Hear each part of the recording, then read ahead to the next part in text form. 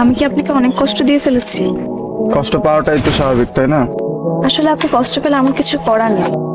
আমার মনে হলো আমি আপনাকে অনেক বেশি কষ্ট দিয়ে ফেলেছি, কিন্তু সত্যি কথা কি জানেন, আপনি মোটেও আনস্মার্ট না, একদম ঠিক আছেন।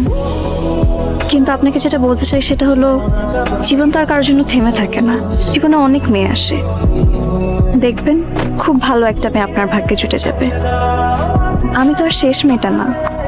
আপনি ভালো থাকবেন, আর পারলে আমাকে মাফ করে দিন। এই যে শোনেন, আমি কার সাথে প্রেম করব কার সাথে প্রেম করব না সেটা আমার একান্ত পার্সোনাল ডিসিশন। আপনাকে আমি শিখাইতে বলি নাই। আর আমি আনস্মার্ট না, আমি খ্যাত না, আমি ভালো এখন। সরি বলতে আসছেন তাই না? ভালো মানুষ আসতে আসছেন এখন। আপনার সরি আপনি আপনার পকেটে রাখেন। আর আপনার থেকে আমি পরামর্শ চাই নাই যে আমি কার সাথে প্রেম করব কার সাথে করব না। আচ্ছা, আপনি কি মনে করেন নিজের? কি হয়ে গেছে? বিশ্ব সুন্দরী?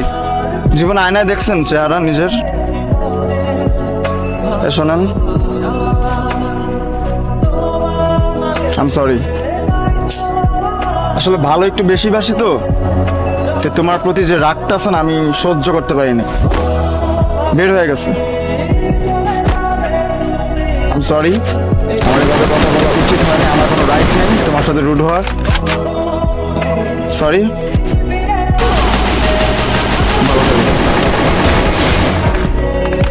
আপনি অনেক ভালো একটা মানুষ, জানেন আপনি একটা সত্যি কথা কি, আপনার সাথে যদি আমি রিলেশনে যেতে পারতাম, আমি নিজেকে অনেক লাকি ফিল